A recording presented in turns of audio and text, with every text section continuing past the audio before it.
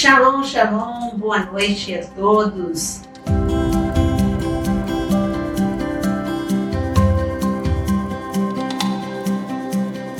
Hoje uma mesa aqui completa, né? Quando eu digo completa, faltando Vinícius, mas quando eu digo completa é que a mesa tem 4.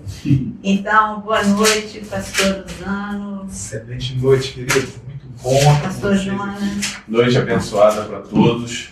Hoje com o nosso assunto bem gostoso, né? Princípio das dores. Vai ser maravilhoso poder falar um pouquinho sobre o que está por vir. E boa noite, pastor Fred. Boa noite, pastores. Uma honra muito grande estar aqui. Boa noite a todos. Hoje, na ausência do Vinícius, eu mesmo aviso, né?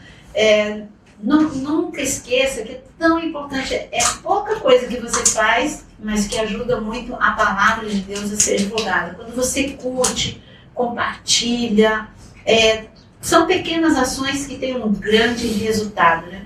Também não esquecendo que, porque quem gosta de podcast gosta de aprender a palavra. E você que gosta de aprender na área de membros, tem muitos cursos. Um curso que vamos começar a gravar agora sobre Ismael. E entre tantos cursos, desde a área emocional até escatologia, tem parábolas, muitos cursos para vocês, tá bom? E então hoje o nosso tema, como o Jonas adiantou, é o princípio das dores. Em várias, não tem jeito, quando a gente fala sobre escatologia, últimos dias, claro que sempre a gente fala sobre Mateus 24.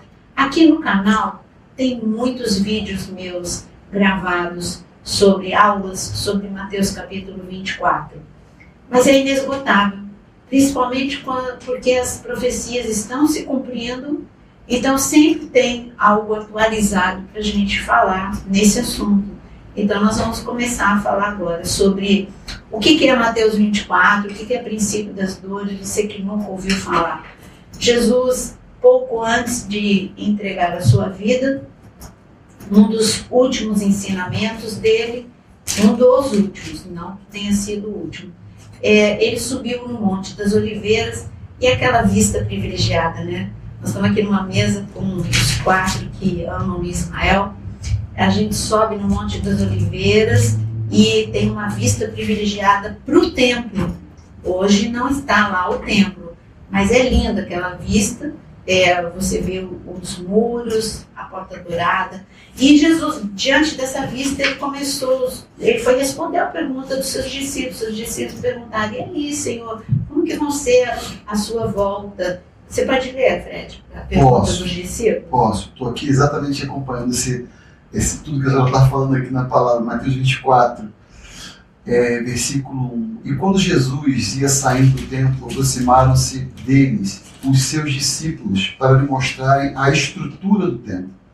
Jesus, porém, lhes disse: não veis tudo isso? Em verdade vos digo que não ficará aqui pedra sobre pedra que não seja derrubada. E estando assentado no Monte das Oliveiras, chegaram a ele os seus discípulos em particular, dizendo: dize-nos, quando serão essas coisas? E que sinal haverá da tua vinda e do fim do mundo? Então, diante dessa pergunta dos discípulos, Jesus começa a explicar algumas coisas que aconteceria em um futuro mais próximo, né? Que é o ano 70 depois de Cristo, quando os romanos invadiram, destruíram o templo, e que a gente sempre fala aqui no podcast, que as pessoas alguns leem Mateus 24, e porque logo no início já tem um cumprimento que já aconteceu, diz que tudo já aconteceu. Claro que a igreja primitiva viveu grande tribulação, mas o restante, o que a gente vai ler, não aconteceu. Então, Jesus ele começa a falar, e ele mesmo diz, olha, depois que ele fala alguns sinais que a gente vai explorar aqui, ele fala, isso ainda não é o fim, é o princípio das dores. Ele que usa essa terminologia. E é por isso que é chamado de princípio das dores. Não é a grande tribulação, mas um princípio de problemas, né? Verdade. Pastora, posso só dar uma pincelada aqui? Esse assunto é um dos assuntos mais incisivos da última hora. Sim. E assim, são 3 perguntas, né? São 3 perguntas que os discípulos vão fazer. E assim, como que é importante quem está nos assistindo, nos ouvindo, ter esse entendimento, né, do momento e do tempo que nós estamos vivendo e de como está próximo o retorno de Jesus, né? Porque essa primeira pergunta, né, quando vai acontecer isso? Né? Então, a pergunta que foi feita há 2000 anos atrás, a outra pergunta, e que acontecimentos marcarão a sua volta e quando vai ser o fim disso tudo? Né? Então, são 3 perguntas assim que eu acredito que resume tudo, né? O que o povo de Deus precisa saber, entender e se posicionar para esse grande momento e tempo que nos aguarda. E Jesus respondeu com muitos detalhes. Muitos detalhes. Você sabe que no domingo, enquanto eu pregava, eu estava pregando justamente sobre a cronologia do tempo. Verdade. Né? Verdade? E eu estava mostrando para a igreja que o Senhor nunca nos deixou órfãos de direção. Ele sempre deixou a direção para o povo. E somos nós mesmos que somos displicentes e nos afastamos do caminho, nos afastamos da verdade de Deus, do centro da sua vontade. Mas lá no Velho Testamento, no Antigo Testamento, Deus usou o profeta Daniel para falar exatamente detalhes dos últimos 490 anos antes da vinda de Jesus, do nascimento de Jesus na Terra, né, do Messias. E ele deixou tudo certinho, uma cronologia estabelecida que se tivesse alguém vigiando o tempo, esse tempo seria decifrado legal. Tanto é que os sumos sacerdotes que foram questionados por Herodes, eles sabiam, e é verdade, chegou o tempo. E disse que vai ser em Belém. Olha só, até isso. Então, Daniel, nas 70 semanas de anos, o Senhor falou detalhadamente a respeito disso. 7 semanas até ser liberada a ordem da Babilônia para a reconstrução de Jerusalém, e até 62, e com 62 semanas chegaria o ungido de Deus que tiraria o pecado do mundo. Né? Então, estava tudo escrito ali, era só fazer um cálculozinho simples, você teria a cronologia, o resultado disso. Outra coisa, aí Jesus agora para nós, no Novo Testamento, ele deixa Mateus 24, cheio de detalhes, né? Muitos detalhes, também dizendo toda a questão do tempo, desde o ano 70 depois de Cristo, quando Jerusalém foi destruído, o templo foi derrubado, não ficou pedra sobre pedra, né? A dispersão, falou da dispersão, no finalzinho, no último versículo de Mateus 23, e entra Mateus 24 falando do que viria depois, até, por incrível que pareça, até o anticristo sentar lá na cadeira, no trono, e governar de Israel. Então, a gente tem todo esse processo,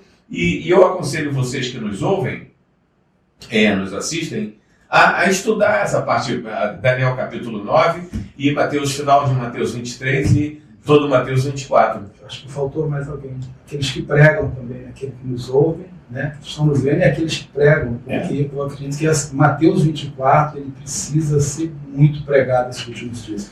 E na tua palavra domingo, né, falando da cronologia, aquilo ali já foi uma abertura. Verdade. Entendeu? Então, assim, quem lê e está ouvindo, entenda, né? A gente está vivendo os últimos dias. Né? Inclusive, como eu disse, tem aqui, para quem quer entender, tem no mínimo 4 ou 5 vídeos. Deixa eu falar sobre isso. Mateus 24. Deixa eu falar isso porque você é suspeita, né?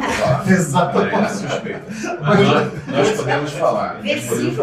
Eu, inclusive, prometi, veja bem isso, eu prometi para a igreja que nós faremos um workshop num sábado com você explicando detalhadamente sobre Mateus 24.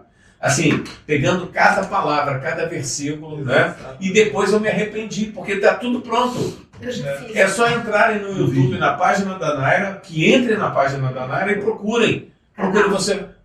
Hã? No meu canal. Eu falei o quê? No canal? Ainda estou que você vai se TV. Vai atualizar, vai. Então, fala mesmo? Canal. No canal do YouTube, nem a Danária do YouTube. Né? E ali você vai encontrar tudo de Mateus 24, tudo de Daniel, tudo de Apocalipse. Gente, pelo amor de Deus, a palavra já está, é só você buscar. Canal Naira Pedrini. Certo? Eu não quero puxar o saco, mas realmente esse é um assunto em que essa pastora não mexe, mas nesse assunto específico, realmente, a gente fica até constrangido de falar em Mateus 24 aqui no podcast, porque na verdade eu vou ficar calado, não vou ouvir, porque é mais exatamente a pastora em Mateus 24. Mas a gente provoca, né? A gente pode provocar ela aqui para ver se... Porque realmente isso é mais uma coisa, mas é um tema que eu acho que movimenta o coração e a mente de todos nós, porque para mim, o que impulsiona Mateus 24? que a gente precisa pregar o Evangelho, que a gente precisa acelerar esse anúncio de Cristo, porque um dos maiores inquietações que fica no meu coração é de ver esse cenário e ao mesmo tempo olhar para pessoas que não entendem e que não estão ligadas e estão vivendo os dias de Noé. A gente não está falando de pessoas no mundo, a gente está falando da igreja. Entendeu? Pessoas dentro da igreja que não entendem absolutamente nada do que estamos vivendo hoje, agora, já. Me deixa triste nesse momento, nesse quadro que o Fred está falando, porque no tempo de Jesus, eu falei isso num podcast passado, eu acho, ou retrasado, mas vale a pena repetir.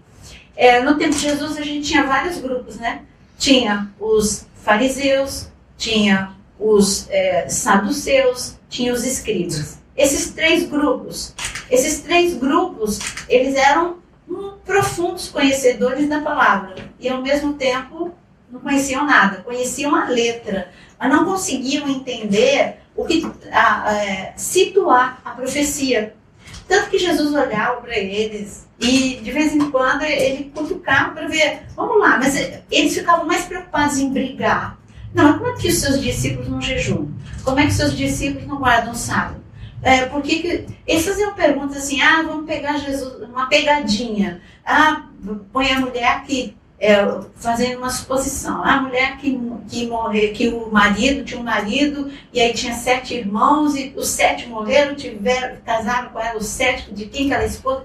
Ou seja, eles estavam na superfície. E Jesus falou, mas espera aí, eu cheguei, está tudo se cumprindo. Ele não falava, mas... Então eu vejo hoje a igreja desse jeito, com vários grupos, e discutindo coisas que não vai levar a lugar nenhum, nos dividindo, porque eram os escribas, eles achavam que eles que eram os certos, os saduceus, eles que eram certos de não acreditar em ressurreição. E ali os escribas, os saduceus e os fariseus. Quer dizer, 3 grupos que ficavam discutindo e Jesus ali na frente deles. Então, Mateus 24 está se cumprindo. Eu vejo um monte de gente discutindo coisas que não vai levar a lugar nenhum, discutindo linha teológica, enquanto você tinha que estar preocupado só, peraí, em que momento da profecia eu estou? E o que a palavra está dizendo sobre isso? Pastora, e assim, para mim é o mesmo cenário, mudando uma pessoa da Trindade. Hoje, nós temos o Espírito Santo, que foi derramado sobre todos nós que creem em Cristo. Então, é difícil ter pessoas que têm o direito ao Espírito Santo, pessoas que têm a posse do Espírito Santo, para ter o entendimento e a revelação daquilo que Deus tem para esse tempo e abrirem mão disso para poder ficar numa horizontal discussão que não leva a lugar nenhum, que faz, na verdade, ficar o povo dando volta no deserto. Sim. Né? Então, assim, é tempo da gente, de Neemias, que vamos construir, mas com o olho no inimigo, e vamos continuar a nossa obra, porque existe algo para acontecer, a gente precisa construir e ao mesmo tempo ficar vigilante.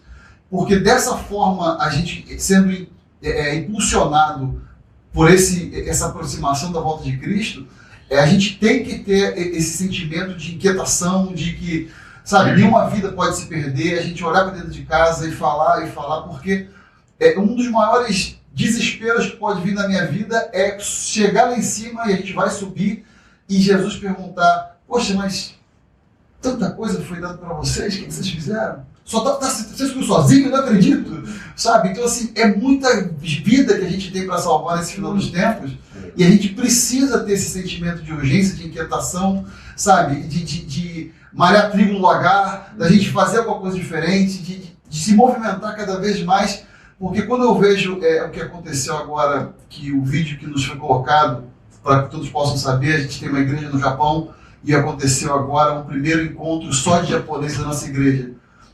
Isso é lindo. É lindo. Isso é algo que... É a realização de um sonho, de uma palavra profética, de tudo. Verdade. E essa movimentação, né, pastor, dos últimos dias? Então, agora vamos para o texto. Vamos. Mateus 24, como tem, eu gostaria, Mateus 24 é o que está escrito em Lucas 21. Qual é a diferença? Mateus 24, ele foi uma testemunha ocular, discípulo direto de Jesus, E Lucas, ele pesquisou a respeito, né? Então, eu queria ler Lucas capítulo 21. Sabe por que você não vai para testemunha ocular? É porque nessa pesquisa de Lucas, e direcionado pelo Espírito Santo, ele tem alguns detalhes e uma forma de falar que Mateus não tem. Os dois se complementam. Então, é necessário ler os dois textos. Tanto Mateus 24 quanto Lucas 20, mas esse texto, né? Mateus 24 e Lucas 21. Porque Marcos é muito resumido, Marcos não fala sobre este momento, e também João ele foca muito em outros aspectos que outros não focaram. Então vamos lá, para Lucas capítulo 21. Eu quero ressaltar aqui algo que a grandiosidade. Olha como Lucas ele usa só palavras grandiosas. O que o Fred já leu, no versículo 6 está escrito, vai chegar um momento em que todas as coisas que vocês estão admirando, se referindo ao segundo tempo, serão derrubadas e não será deixada pedra sobre pedra, tudo se transformará em enorme monte de lixo. Só para deixar claro, eu estou lendo na Nova Bíblia Viva, mas olha a palavra que ele usa, enorme monte de lixo. Ele usa sempre o superlativo, ele sempre vai falar de tudo muito grande. As destruições são grandes. Já começa uma grande destruição no ano 70 depois de Cristo, que a gente quando vai hoje para Israel, no Davidson Center, que é o sítio ali arqueológico, onde tem parte dessas ruínas, pedras que a gente vê que amontoadas, literalmente como está escrito aqui, pedras gigantescas, e foram destruídas, não só do templo, como do muro. E aqui, aí depois ele continua para falar das grandes, coisas grandes. Vai para o versículo 10 para ver como é interessante o que ele fala. Então, continuou. Porque se levantará nação contra nação, reino contra reino, e haverá, grifa aí na tua Bíblia que você vai ver, grandes terremotos, fomes e epidemias de doenças em vários lugares da terra. Coisas terríveis com grandes sinais acontecendo nos céus. Está vendo como no versículo 10 ele fala de grandes, vai ter grande fome, grande epidemia e grande terremoto. Depois ele diz, grandes sinais acontecendo nos céus. E como se não bastasse, é o último que eu vou ler, para a gente poder discutir tudo isso aqui que ele fala que é grande. Porém, antes de tudo isso, haverá um tempo de tremenda perseguição. Olha a palavra, mais uma vez. Não é pouca perseguição, é tremenda perseguição. E por causa do meu nome, vocês serão arrastados para sinagogas, prisões, levados diante de reis e governadores, tudo por causa do meu nome. Isso se dará mas olha, também é grande, mas isso dará a vocês uma grande oportunidade para dar testemunho. Ele está mostrando que existe uma balança que parece que está tudo pendendo para o ruim. Grande terremoto, grande fome, grandes acontecimentos nos céus. Tudo é grande aqui, grande perturbação. Mas ele fala, olha, não fica olhando só para o desastre. O princípio das dores vai ser tudo muito grande. Mesmo porque Jesus está mostrando um quadro em que tudo acontece de forma global. Uma guerra, hoje, a gente vem falando sobre isso. Como nós estamos vivendo num mundo globalizado, tudo que é como o corpo, né? Tudo que o meu dedão está doendo, meu corpo todo vai sofrer. E a mesma coisa, um país está em guerra, muitos países vão sofrer. A economia, eu não estou falando que o Brasil também vai ficar em guerra porque a Ucrânia está em guerra com a Rússia. Não, mas a economia é afetada de alguma forma, de forma global. Nós vemos o efeito no Ien, nós vemos o efeito em várias no Japão, né? A gente vê o efeito na Europa, vê o efeito... Bom, então ele está falando de uma balança que pende para grandes destruições, mas ele está falando, peraí, eu posso fazer grandes coisas nesse tempo. Então, para vocês vai ser uma oportunidade de grande testemunho. Um grande testemunho tem grande impacto, que tem grande número de conversão, e aí vai para os grandes de Deus, né? Então, eu acho que a gente tem que ter esse olhar. A gente tem que ver as oportunidades de Deus neste momento de grandes destruições. Não é para ficar abalado. Tudo bem, a gente fica meio que atordoado. Mas respira fundo, olha para o alto. Lucas 21 fala isso, né? Verdade. É muito forte. Mas, assim, vamos nos pegar um pouquinho desse texto, que eu acho que a gente pode falar mais coisas sobre isso, até porque eu tenho algumas teorias minhas, que não são muito válidas, mas, né, mas elas valem a pena para a gente poder discutir. Porque aqui, olha a separação. Ele diz, porque se levantará nação contra nação, reino contra reino, e haverá grandes terremotos, fomes, epidemias de doenças em vários lugares da terra e coisas terríveis com grandes sinais acontecendo nos céus. Porém, aí ele bota um porém aqui que é bem forte. Antes de tudo isso, haverá um tempo de tremenda perseguição e por causa do meu nome vocês serão arrastados nas sinagogas, etc, etc. Né? Essa perseguição, para mim, ela está dentro do princípio das dores. Sim. Tá? Os grandes sinais que estão ditos aqui, como grandes terremotos e outros sinais que não está mencionado aqui, mas em Apocalipse está, como chuva de estrelas, ou seja, meteoros caindo sobre a Terra, isso, para mim, no meu entendimento, é para a grande tribulação. As perseguições, eu acredito que ainda vai estar dentro do princípio das dores, porque tem as dores de parto e tem o princípio das dores de parto. A gente tem que fazer essa divisão. Se você olhar, para mim, a grande perseguição já está acontecendo. Exatamente, a gente vai ver isso daqui a pouco, aqui então, muito forte. A grande perseguição, se a gente olhar para os países perseguidos, porque o foco, quando a gente lê grande perseguição, a gente pensa só nos países onde o evangelho é proibido. Deixa eu só abrir aqui um parênteses. Hoje nós temos um pastor no Brasil sendo perseguido e sendo tentado a prisão. Então, vou chegar lá.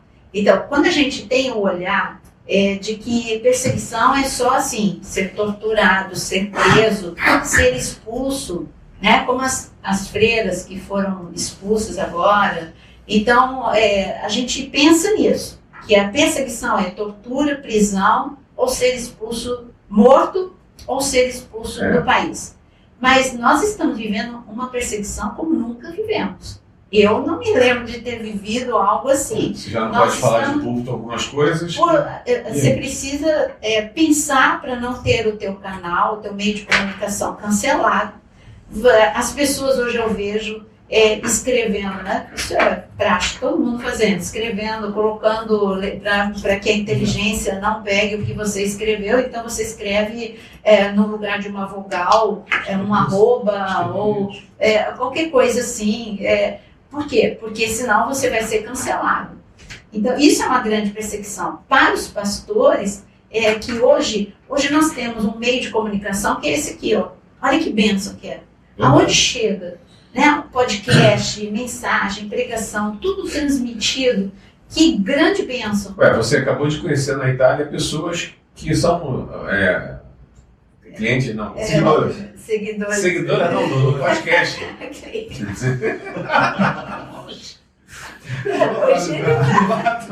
Está atualizado. Bem atualizado. Pastores, essa questão da perseguição, outro dia eu estava estudando e pensando nisso, e assim, por eu ter uma mente de exatas, tem uma lógica muito grande. Porque o único povo que é capaz de resistir ao avanço das trevas é o povo que tem o Espírito Santo.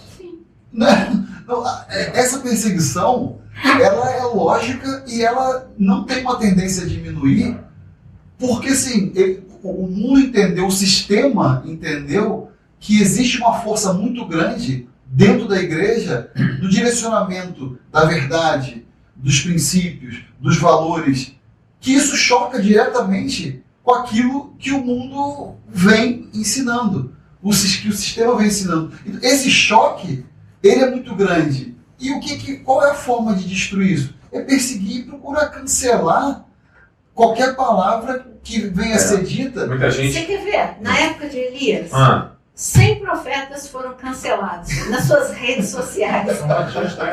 Gente, leia o texto.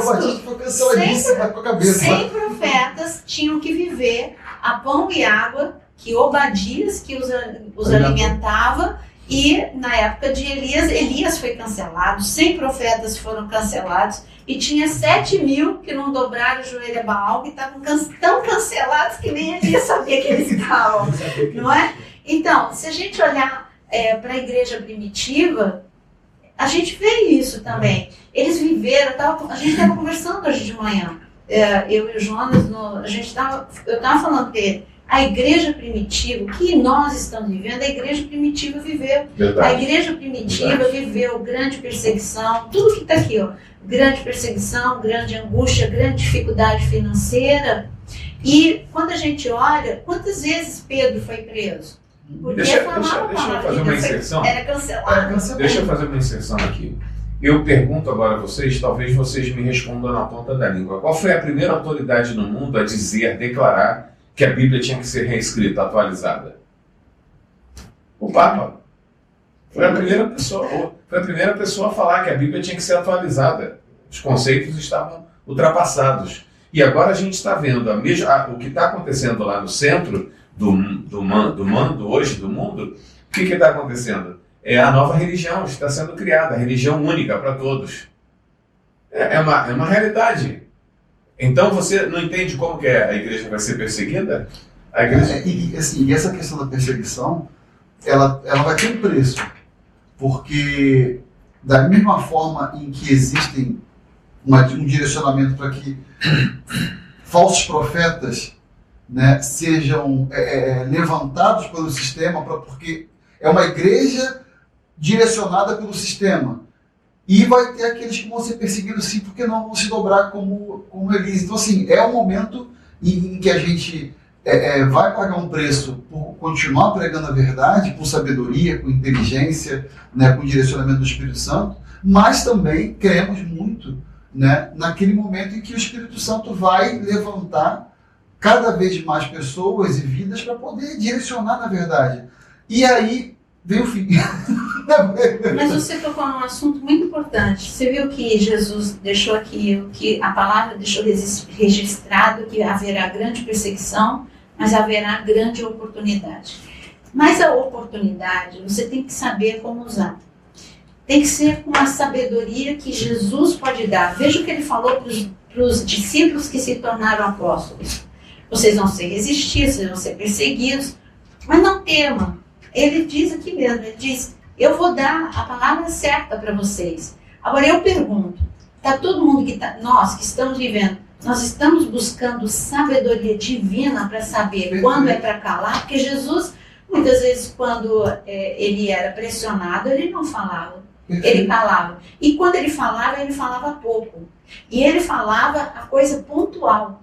E ele não ficava provocando. Ele não ficava provocando, incitando. Ele não ficava cutucando a onça com vara curta. Ele falava o que era necessário e mesmo quando pressionado, só falava a coisa assim, era pouco, era curto. Veja o que ele falava, o que ele falou para Pilatos, o que ele falou para Caifás, o que ele falava para todo mundo que o pressionou, o que ele falou para as autoridades religiosas. Tinha um momento que ele dava, o máximo que ele dava de uma resposta mais longa eram 2 ou 3, 4 Quando ele foi questionado do batismo de João Batista. Exato, aí ele falou um pouco mais, ele alongou. Mas a maior parte das vezes ele responde só na hora que, assim, ele desarmava todo mundo. Então eu não vejo a provocação como sabedoria. Eu não vejo o muito falar como sabedoria. Eu vejo como sabedoria você desarmar. Porque quando você cutuca, você só vai fazer muito barulho. O trovão, eu peço muito para Deus isso na minha vida. Eu falo, Senhor, o Senhor conseguiu transformar a dupla, né, João e Tiago, filhos do trovão, em homens sábios. Ele encontrou e falou, vocês são filhos do trovão. O trovão, ele não muda a minha vida, o trovão. A chuva muda. A chuva traz alimento, traz refrigério, Mas o trovão só faz barulho, não muda a minha vida, não me traz nenhum benefício. E o que Jesus estava falando para aquela dupla, olha, vocês fazem muito barulho, mas vocês não ajudam nem vocês mesmos, nem os outros. Eu quero que vocês sejam, não filhos do trovão, mas vocês sejam como chuva. Então, eu deixo essa pergunta. E quando a gente falou de grupos, um grupo forte que hoje tem nas redes sociais, ao invés de cristãos estarem unidos em amor, em paz e em sabedoria, hoje não tem só, como a gente falou, os fariseus, os escribas e etc., os saduceus. Hoje tem aqui, no nosso meio, tem um grupo que se chama haters. Esse é um grupo, é de cristão, mas que entra no canal só para deixar ódio. Haters. Então, o que está contribuindo com o Evangelho? Então, pastora, voltando para o texto, né, quando os discípulos fazem as 3 perguntas, a primeira resposta que Jesus dá é exatamente sobre isso. Ele vai falar no versículo 8 assim, ele respondeu: não deixem que ninguém engane vocês, porque virão muitos dizendo eu sou o Messias e que chegou a hora, mas não vão atrás deles. Né? Então, assim, o tempo, antes de acontecer tudo isso, haverá muito engano, né? Muitos se colocando como se fosse realmente Jesus, a palavra, e por isso dando lugar a doutrinas, né? E a muitas outras coisas que tiram as pessoas do foco e trazem divisão naqueles que estão focados e bem direcionados. Mas ainda sobre a perseguição, ele diz assim, ó, isso dará a vocês uma grande oportunidade para testemunho. Portanto, não se preocupem, olha só isso, com a maneira de responder às acusações contra vocês. Está muito claro aqui. Porque eu lhes darei as palavras adequadas e a sabedoria que nenhum dos seus inimigos será capaz de resistir ou contradizer. É isso, desarmou. É o Senhor dando a palavra. Não esqueça, a gente está, hoje no nosso devocional, a gente estava lendo Mateus capítulo 26, Jesus ali, com claro, ele é a sabedoria, mas ele estava ensinando a gente. Ele desarmou, acabei de falar, ele desarmou Caifás, ele desarmou Pilatos com pouca palavra. É verdade. Então, eu faço... não adianta você ir para as redes sociais e cutucar com a vara curta. Você faz das palavras de Jesus as suas palavras. Eu Nós pergunto, também, né? Alguém orou antes para perguntar, Senhor, qual é a palavra de sabedoria que o Senhor me dá para este momento? Então, por isso que eu não vou pela onda do que está acontecendo. É muito sério, assim, a gente vem acompanhando alguns casos e até de perseguição, porque uma coisa é você falar a verdade, outra coisa é você provocar em cima de assuntos e você trazer foco de perseguição para você. Então, assim, são duas coisas distintas. Uma coisa é você querer bater de frente com um cenário, e outra coisa é você estar numa linha, falando a verdade e com temas que vai agregar para que as pessoas conheçam Cristo e cresçam em Cristo. Aí a pergunta é, eu estou lutando pelo reino ou eu estou buscando popularidade? Exato. Estou buscando holofote. Porque essas oportunidades, elas são tão sérias a gente poder entender, porque se o apóstolo João tivesse resistido de maneira errada, nós não teríamos recebido o Apocalipse. Sim. Porque é uma perseguição, eu vou te mandar para ele de pago. Não vou! Não tem. É a oportunidade de você lá ter um nível de intimidade e de revelação que você nunca teve. Então, e é isso que um pouco do que está dentro dessa palavra. Porque às vezes as perseguições que vêm, se a gente não entender o propósito delas e como a gente tem que se colocar, na verdade Jesus está te direcionando para um local onde ele quer se apresentar de uma maneira enorme. Gente, é o fim mesmo, viu? E é o fim, é o princípio do fim, porque ele continua dizendo assim, até aqueles que são mais chegados a vocês, como seus pais, irmãos, parentes e amigos, trairão você. Ou seja, a desordem vai ser tão grande, você como filho de Deus, debaixo dessa perseguição, você não vai poder abrir a boca, você vai ter que ter tanta sabedoria para poder se conduzir no meio de tudo isso e ainda por cima anunciar, né? Anunciar o Evangelho, que é a parte que nós não podemos nos calar. A gente tem que ganhar vidas para o Senhor. E como é que faz? Mais para frente eu quero falar um pouquinho mais sobre essa questão não da perseguição, mas do princípio das dores, que é o foco do nosso podcast hoje, né? Essa questão do princípio das dores. Nós enfrentaremos o princípio das dores segundo a palavra, sim, nós enfrentaremos o princípio das dores de parto, não as dores de parto. E é muito importante a gente fazer uma separação para que todos fiquem, para que todos compreendam onde está inserido aqui a igreja e onde deixa de estar, né? Tu não acha isso? Sim, com certeza. Acho que é Vamos falar assim. Eu só queria aproveitar e contar um caso que, quando você falou dos parentes mais chegados, nós tivemos o Holocausto de judeus, mas hoje, busquem se informar. Hoje tem um Holocausto de cristãos na igreja primitiva muito forte. E antes da pandemia eu fui para um dos países perseguidos e foi muito interessante, porque saindo do aeroporto eu tive que ir com uma pessoa que não falava português. Eu não estou usando o nome de país proposital e nem a língua proposital, tá? Porque a gente não pode expor essas pessoas e nem o nome da pessoa.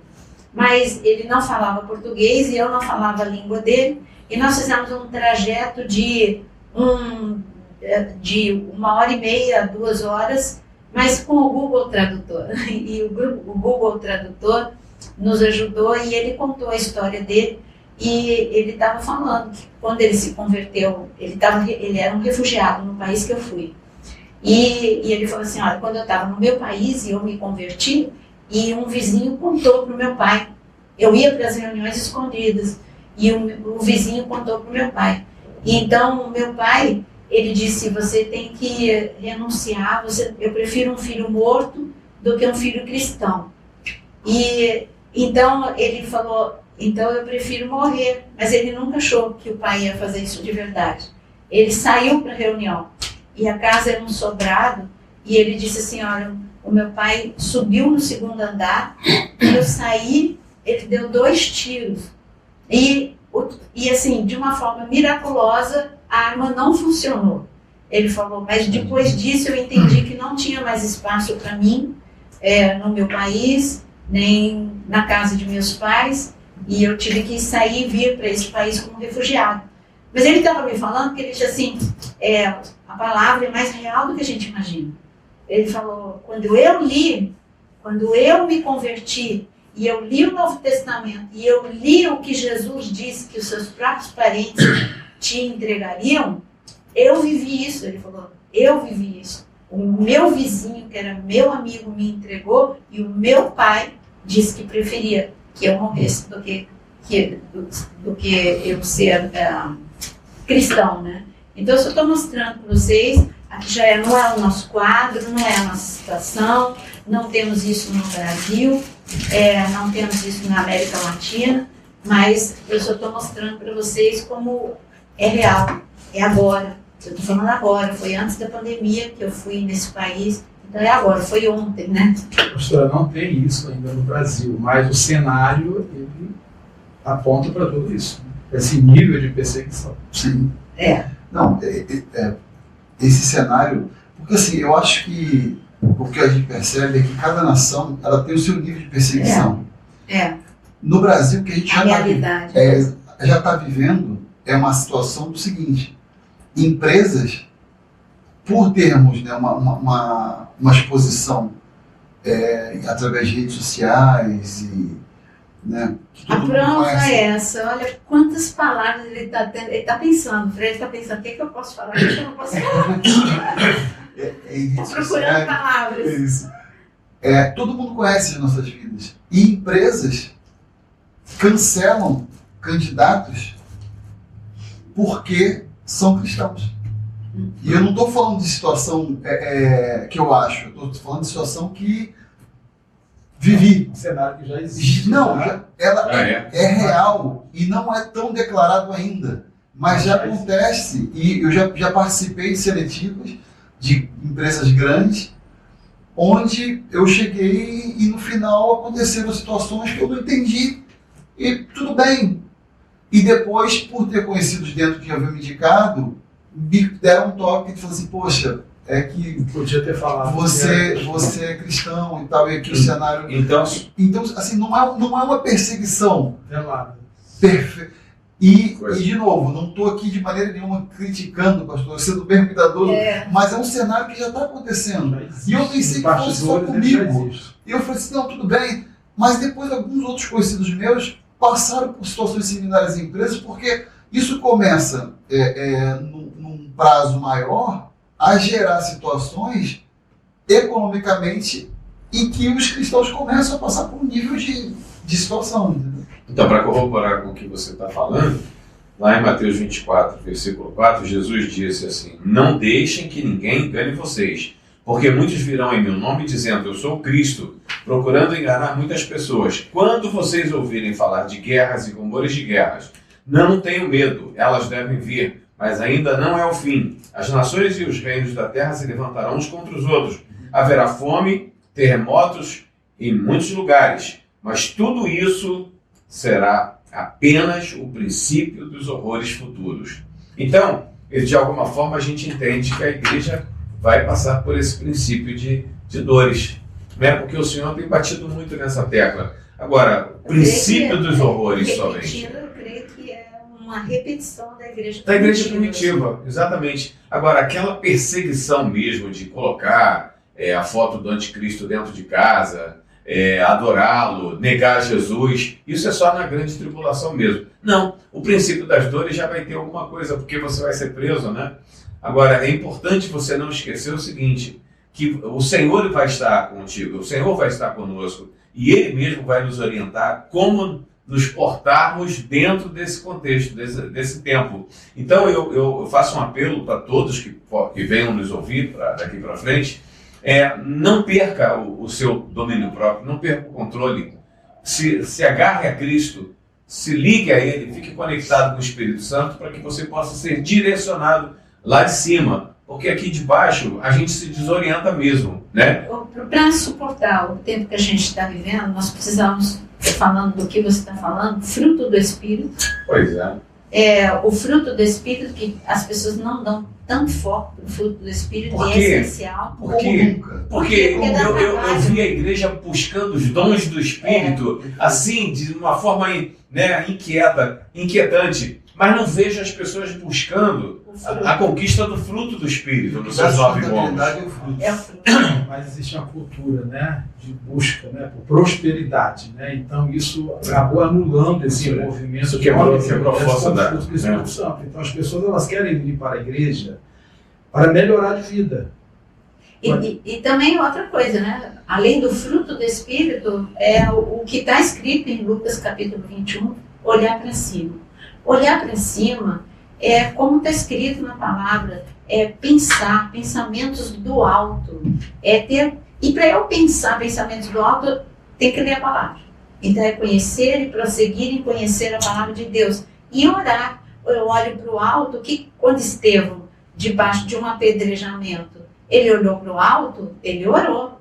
Ele estava orando, ele estava perdoando os inimigos e estava orando. Eu vejo o filho em pé, os céus abertos, e ele estava orando, ele estava adorando. Então oração, conhecimento da palavra, fruto do Espírito e entender as profecias. Você precisa, você fala, sozinho eu não consigo, então, olha, ouve. Agora, cuidado para não ficar em lugares com sensacionalismo. Ouve quem está ensinando a palavra mesmo, para te estabilizar, te acalmar e saber o que você tem que fazer. Deus, para mim, o que eu quero frisar nesse podcast, tem grandes perturbações e aflições, mas tem grande oportunidade em tudo isso. Grande oportunidade do poder de Deus, grande oportunidade da glória de Deus e da sabedoria de Deus se manifestar. Então, você sabe o que me deixa bem consolado, sendo sincero, diante de uma situação tão catastrófica como essa, de princípio das dores e das dores, é que Jesus foi objetivo, Jesus foi muito claro com todos nós. Ele não falou nada aqui para para deixar o teu espírito mais tranquilo. Não, ele falou, vai ser assim, dessa forma, exatamente assim.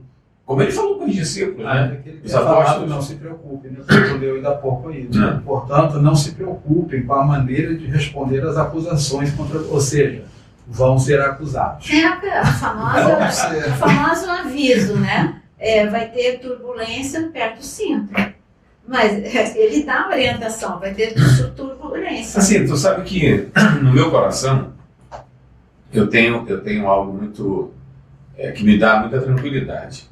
Eu tenho certeza que o tempo da igreja termina aí nesse princípio das dores, nessa início de perseguição, porque é um início, né? É um início de perseguição, porque o objetivo principal do anticristo vai ser banir completamente a adoração a Cristo, né? A adoração a Jesus.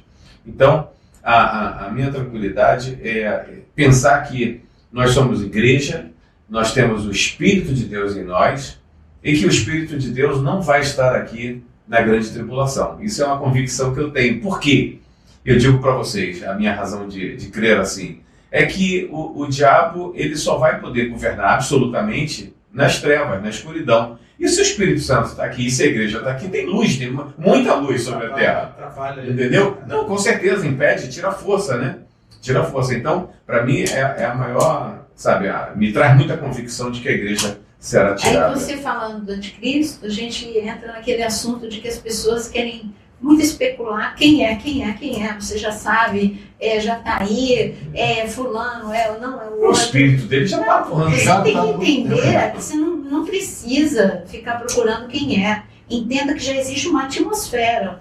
E essa atmosfera do espírito do anticristo é nítida. Dá para... Está escrito lá, lembra, na saída de Êxodo, que as trevas eram densas, parecia que dava para pegar. Sim, assim nós será. Estamos vivendo essa Não. nona praga.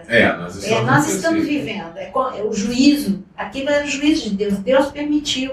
As pessoas ficaram, presta atenção nas características, as pessoas ficaram sentadas 3 dias, elas não conseguiram fazer nada por causa das densas trevas. Eu estou falando da praga, da nona praga, antes de sair do Egito.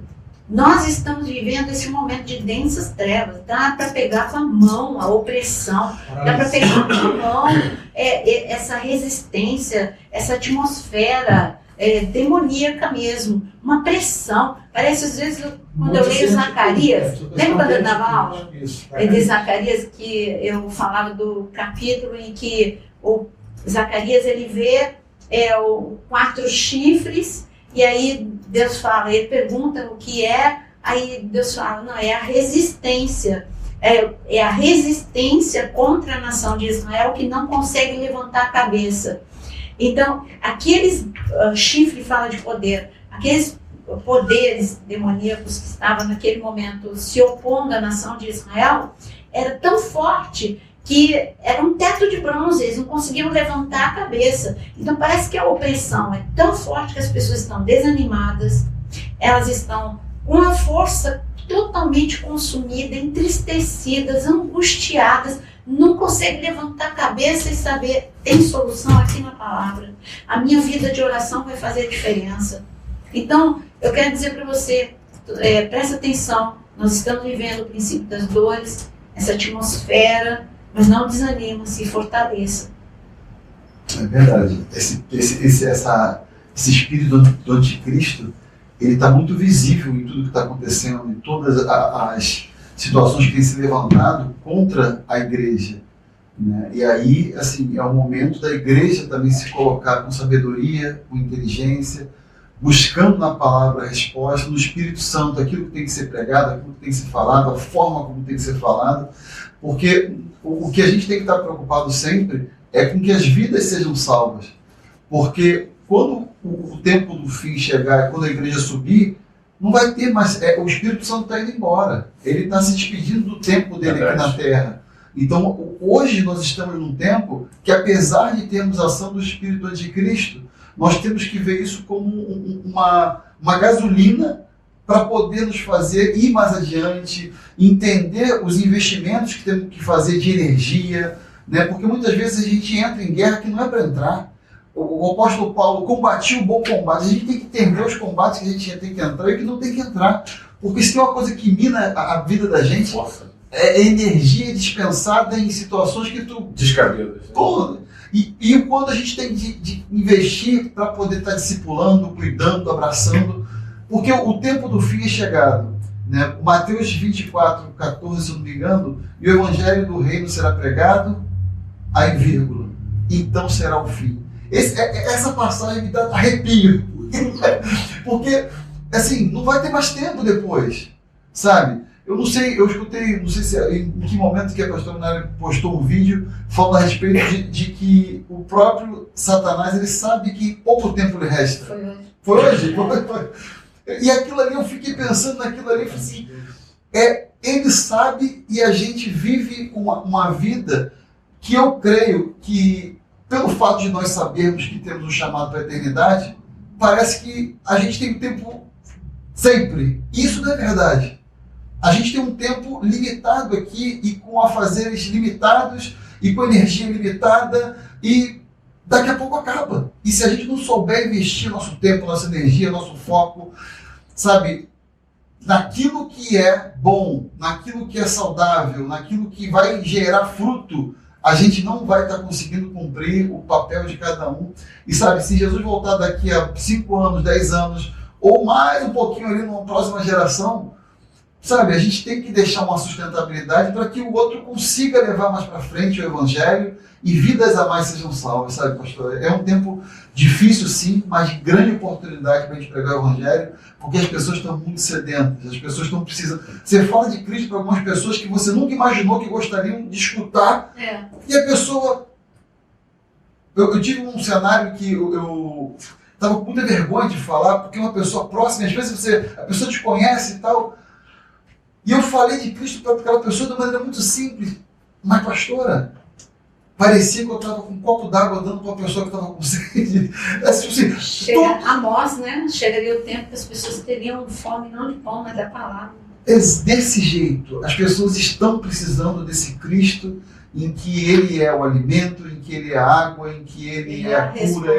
É isso, pronto. É a resposta. E sabe que eu queria ler aqui, Lucas 21, olha o conselho de Jesus. Vigiem, para que a minha vinda repentina não apanhe vocês. Aqui ele está falando do jeito que está todo mundo perturbado com essa atmosfera já do anticristo. Ó.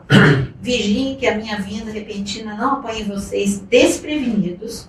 Olha só, isso é forte. Apanhar desprevenido é quem não sabe a hora. E eu não encontre vocês vivendo à toa em festas e bebedeiras, ou ocupado com o problema dessa vida. Ou seja... Você concorda que é para a igreja isso? Claro, total. Você concorda que essa vinda dele repentina é o arrebatamento? Sim.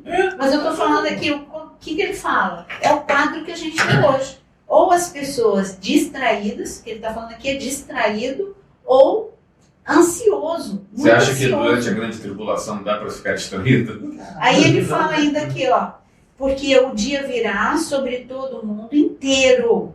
Tomem cuidado, orem sempre para que possam escapar de tudo que vai acontecer. Olha, 2 palavras maravilhosas para vocês. Número 1, que virá. Então, número 1, grande oportunidade, que a gente bateu nessa tecla o podcast inteiro. Agora ele está falando para poder escapar de tudo que vai acontecer e possam estar de pé na presença do Filho do Homem. Ou seja, não desmaiados, não esmorecidos.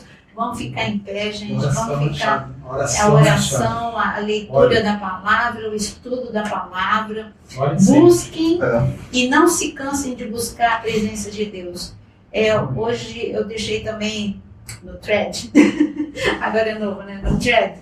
Eu coloquei no thread. Eu estou no thread, gente. Aí eu descobri que você não pode sair do thread. Se você sair do thread, você perde a tua conta no Instagram. Então tô lá, refém no thread. Mas tô lá no thread. E eu coloquei assim, se você estiver cansado, eu vou até ler, peraí, eu vou fazendo a propaganda do meu thread, tá bom? Vai lá pro meu thread. Deixa eu ler aqui para você. Ó, quando cansar, descanse, respire fundo, olhe para o alto, de onde vem o socorro e continue. Só não vale desistir. Então que tá cansado, descansa, só não vale desistir, esse é o momento, tá bom?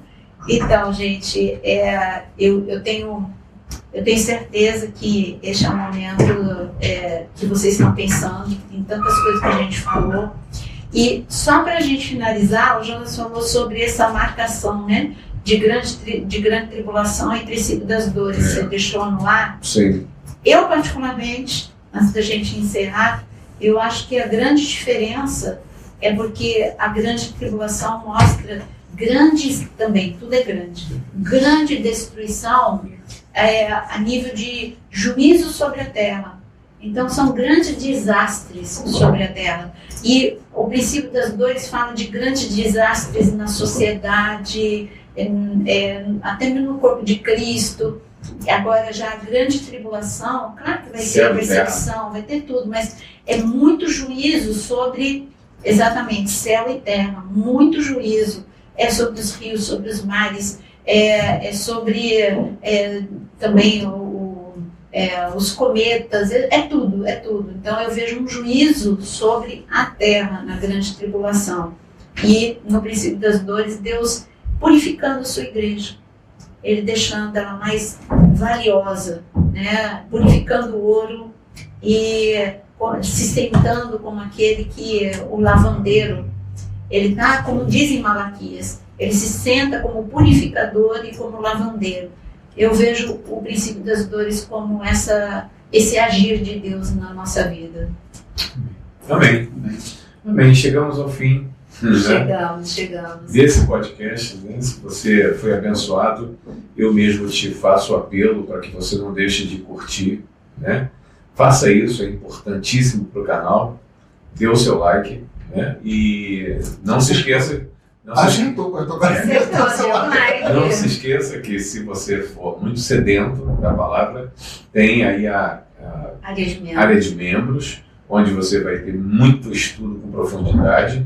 E anuncie o canal, espalhe esse canal. É importante que você faça isso, porque esse se tornou um veículo muito eficaz de apresentação do Senhor Jesus e de esclarecimento sobre os tempos que estamos vivendo.